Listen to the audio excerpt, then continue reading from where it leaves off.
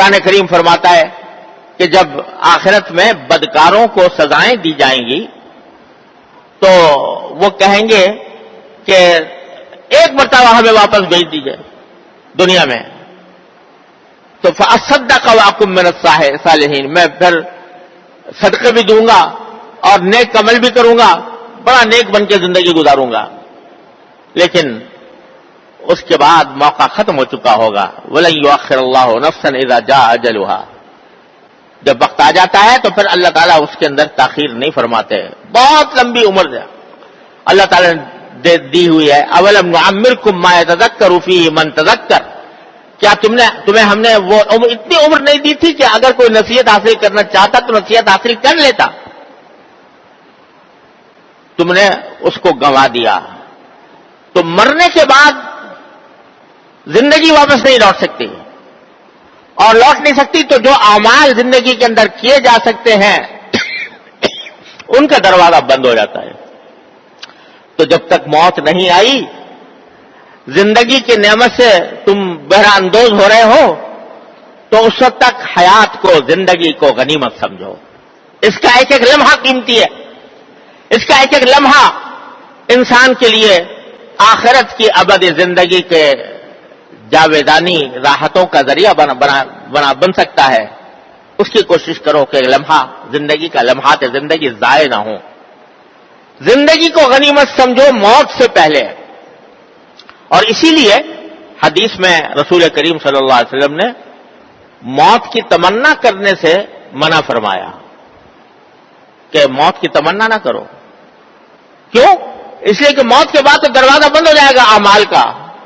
اللہ تعالیٰ نے جو نعمت دے رکھی ہے اس کو جب تک ہے وہ نعمت ہے، وہ ایک اللہ تبارک و تعالیٰ کی طرف سے تمہارے لیے راستہ کھلا ہوا ہے اپنے لیے جنت کمانے کا. تو اس واسطے تمنا نہ کرو موت کی. اسی طرح دعا نہ مانگو کہ اللہ میں مر جاؤں. اور ساتھ ہی خودکشی کو حرام قرار دیا کہ کوئی شخص اپنے آپ کو خود قتل نہ کرے، خودکشی نہ کرے. کیوں؟ اس لیے کہ اللہ کی دی ہوئی نعمت کا یہ کفران ہے، ناشکری ہے. تو اس لیے فرمایا کہ مرنے سے پہلے زندگی کو غنیمت سمجھو. اور صحت کا قبل سقمک، بیماری سے پہلے صحت کو غنیمت سمجھو. جب بیماری آ جائے گی تو یہ اللہ تبارک و تعالیٰ کی طرف سے یہ بیماری جو ہے تمہیں یاد دلاتی ہے. تو اس وجہ سے جب دوبارہ صحت آئے تو کم از کم اس قدر پہچان لو. اگر پہلے نہیں پہچانی تھی اب پہچان لو. میرے والد ماجد قدس اللہ تعالیٰ سرہ حضرت مفتی محمد شفیع صاحب رحمۃ اللہ علیہ کسی بزرگ کا خواب یا مکاشفہ نقل کرتے تھے کہ ایک مرتبہ کسی شخص نے خواب میں دیکھا ملک الموت کو، جو فرشتہ جو روح قبض کرتا ہے انسان کی، اس کو خواب میں دیکھا. اور اس سے پوچھا کہ آپ سب لوگوں کی روحیں قبض کرتے ہیں تو آپ اچانک کسی کے پاس پہنچ جاتے ہیں. دنیا کا قاعدہ یہ ہے کہ جب کوئی کسی کو سزا دینی ہو یا کوئی، تو اس کو پہلے نوٹس دیا جاتا ہے، خبردار کیا جاتا ہے، پھر اس نوٹس کے ذریعے آدمی متنبع ہو جاتا ہے. آپ اچانک پہنچ جاتے ہو بغیر کوئی نوٹس دیے ہوئے. تو ملک الموت نے جواب دیا کہ بندہ خدا، میں تو اتنے نوٹس بھیجتا ہوں کہ دنیا میں کوئی بھی اتنے نوٹس نہ بھیجتا ہوگا. یہ کیا لیکن اس کا کیا کروں کہ کوئی نوٹسوں کا نوٹس نہیں لیتا.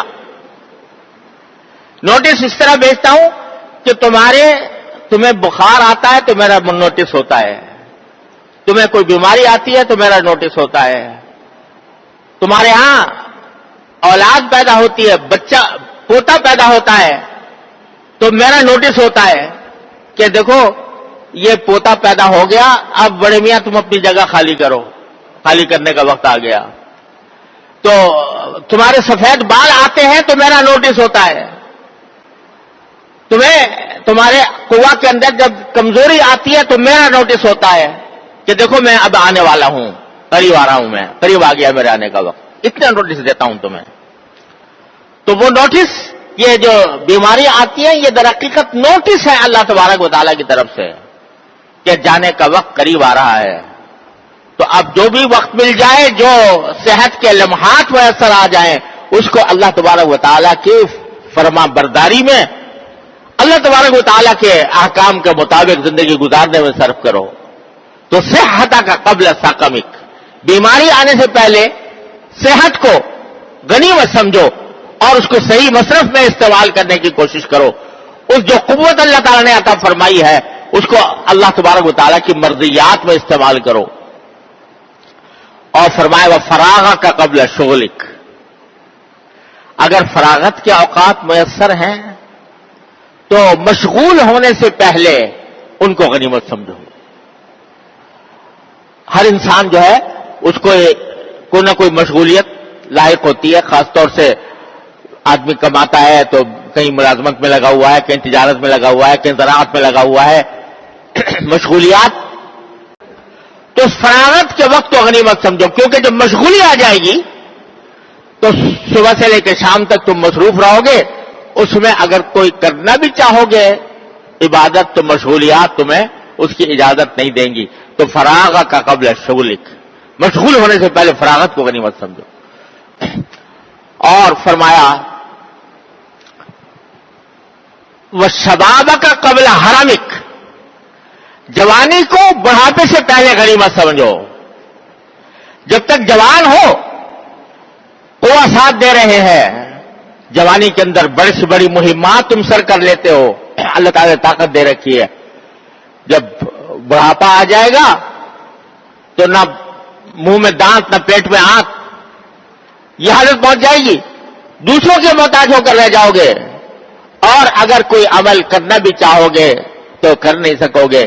تو بڑھاپے کے آنے سے پہلے جوانی کے وقت کو غنیمت سمجھو.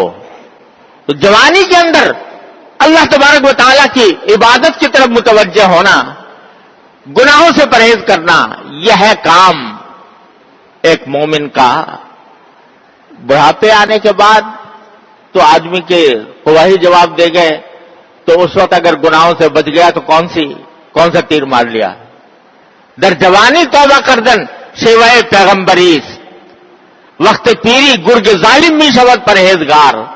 کہ جب بڑھاپا آتا ہے تو کہتے بھیڑیا بھی پرہیزگار بن جاتا ہے. کیوں؟ اس لیے کہ طاقت ہی نہیں کسی کے اوپر حملہ کرنے کی، تو اس واسطے وہ بھی پرہیزگار ہو گیا. لیکن جوانی میں توبہ کرنا، یہ ہے پیغمبروں کا شیوا. جیسے حضرت یوسف علیہ السلام کہ بھرپور جوانی ہے، اور گناہ کا داعیہ نہ صرف یہ کہ موجود ہے بلکہ دعوت دے رہا ہے، مگر اللہ کے خوف کی وجہ سے فرماتے ہیں کہ انہ ربی احسن مثوائے.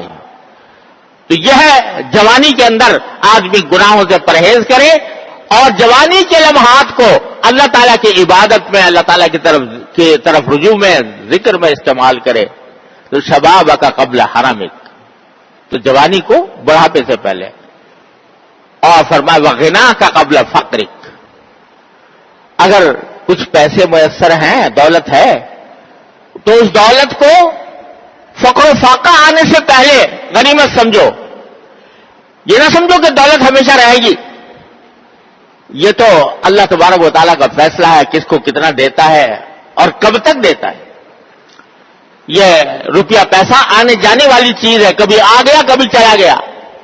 تو اگر موجود ہے اور تمہارے پاس گنجائش ہے، لیکن فرمایا جو کچھ مال ہے تیرا، حلک الا ما اکلت فافنیت او لبست فابلیت او تصدقت فامضیت.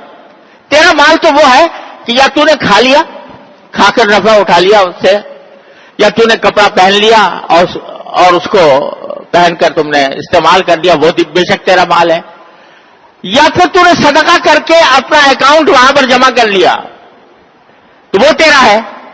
ورنہ باقی تو سب تیرے وارثوں کے پاس جانے والا ہے. جو کچھ جمع کرے گا پیسہ، جو کچھ بھی جمع کرے گا، آخر میں جب موت آئے گی تو تیرے وارثوں کا ہوگا، تیرا اس میں کچھ بھی نہیں ہوگا. تو تیرا تو صرف 3 چیزیں ہیں، یا کھا لے، یا پہن لے، یا صدقہ کر کے اپنا بیلنس وہاں پر جمع کر دے، آخرت کے لیے جمع کر دے.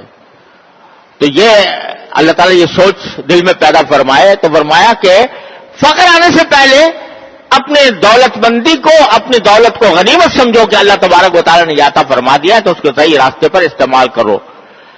ایک اور حدیث میں رسول کریم صلی اللہ علیہ وسلم نے فرمایا کہ ارے اللہ کے بندو، صدقہ بہترین وہ ہے کہ تم صحت کی حالت میں کرو، اس حالت میں کرو جبکہ مال کی محبت بھی تمہارے دل میں ہے، لیکن اس کے باوجود تم صدقہ کر رہے ہو، اللہ تعالیٰ کے راستے میں خرچ کر رہے ہو، غریبوں کی امداد کر رہے ہو مثلا، یا صدقہ جاریہ کوئی کر رہے ہو.